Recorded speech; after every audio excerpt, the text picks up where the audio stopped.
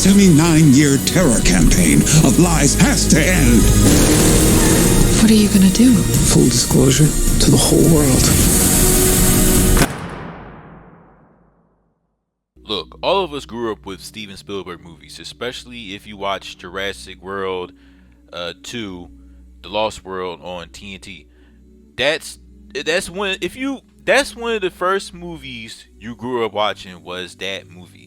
And that's how I was introduced to Steven Spielberg. So I am familiar with that movie. But anyway, he did the first Jurassic Park, which is great. E.T. is one of my favorite movies of his of all time. I also like some of his smarter ones, like Lincoln, with a good performance from Daniel Day-Lewis. Like Steven Spielberg is a legend. Jaws.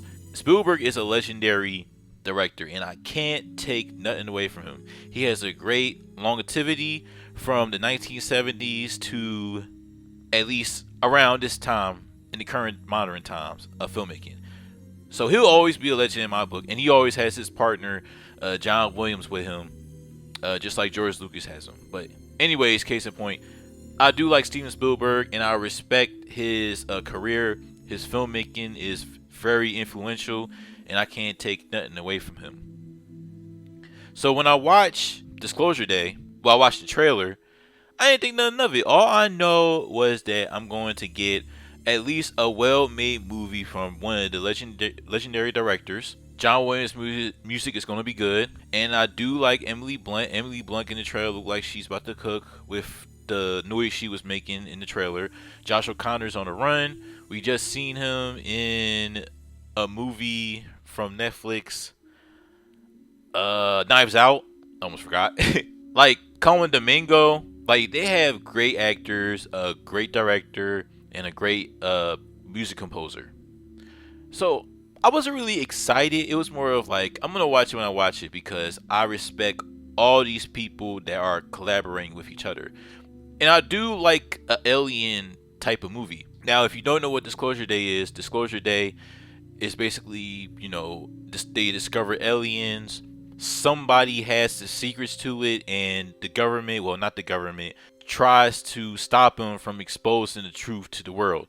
And that's basically the plot of this movie. Now, I watched Disclosure Day today, and before I get to my opinion, I will say there has been a lot of conversation with this movie, and that surprised me because everybody praises Spielberg, but they're comparing it to one of his worst movies, even to the point where they compared it to his last couple of Indiana Jones movies. And I was like, ugh, that's kind of terrible. I don't know how I feel if they're comparing it to that. But at the same time, I seen praise for this movie as well. They said this movie's so good that Dune and Avengers Doomsday gotta step up their game. I'm like, alright, we going hyperbole with how good it is and how bad it is.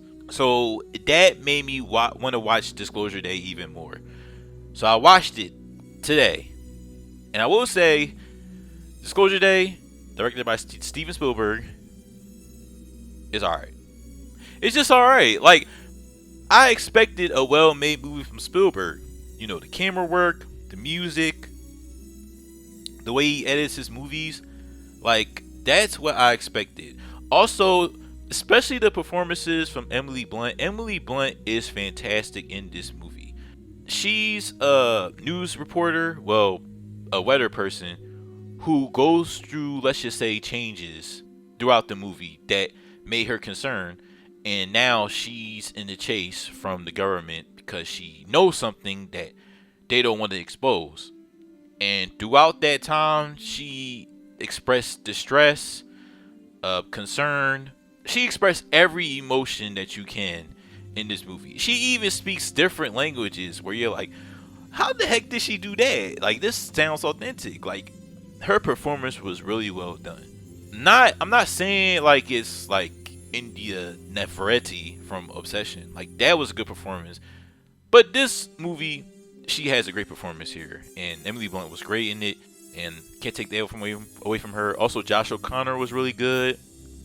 I really enjoyed his performance. It wasn't as showy as Emily Blunt's, but he did a fantastic job as this tech person who is the one that's trying to expose these government people that are chasing them. Colin Firth, he was more of cartoony, like evil, but you understand why. Well, a little bit of why he was willing to do what he can to stop this truth of aliens from happening. Another positive, of course, is John Williams' music is always fantastic. Like, there's nothing else to say about that. And the last thing I will say, oh yeah, Colin Domingo is great. And also, I'm not going to say much about the ending, but I will say there is a news reporter that they show for at least 4 or 5 minutes. And I don't know if she acted before or anything, or if she's even the actress, but she gave such a good performance through those 4 or 5 minutes. It gave me goosebumps, and I really enjoyed her performance, and that's all I'll say about it without spoiling anything.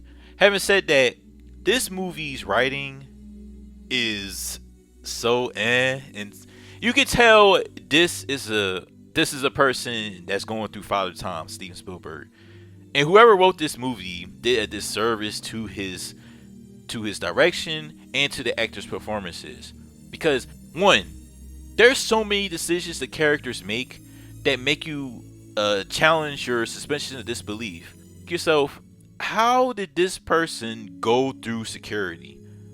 How are you going to say certain things that can cause another person to do a certain thing? You know what I mean? Like, decisions that these characters were making were very frustrating, and it's just like, yo, like it's not even characters making dumb decisions. It's just our writing is just nothing going on. Also, throughout the movie, there's like certain scenes where nothing is happening and it's just boring. Like, there's no music in certain parts, and it makes the scenes kind of boring. There's a chase scene that happens, and throughout the movie, they're getting chased. Now, in the trailer, they show a car scene, right? And it looks exciting because of the music, how the edit's going. It's like, yes, this is happening. The chase scene happens, and most of the time, the music doesn't go. It's just like silence. It's just cars moving. Like, I was trying to find a purpose of it, but then it was just like, dang, how you made this boring? How do you have John Williams and not put some effect to that with his music? I guess that was just weird. And I don't know what it is about this actor, the one from Thunderbolts. He can play an asshole really well, but I was just not feeling his character when he was with Emily Blunt. You can have a movie without him and it will be the same movie. Like, I'm at that point. You know what I mean? So The most negative thing I can say about this movie is you can tell an older person made this through the caricatures, the archetype of certain characters throughout this movie, the themes of this movie being about religion and how the truth can sabotage a person's beliefs. When you have this certain religion here, and then you're not including like other religions, it's just weird. Like, having that topic and theme and not including the other religions that are there and have different beliefs. Like, I don't know. That was a decision where I can tell, like, yeah, certain individuals are not gonna like this movie. That just is what it is. That's all my negatives. That's basically the negatives that I have with this movie, is that it's just stuff we've seen before, and we just want something new and interesting happening, and it just wasn't it with, well, at least with the writing and the characters themselves.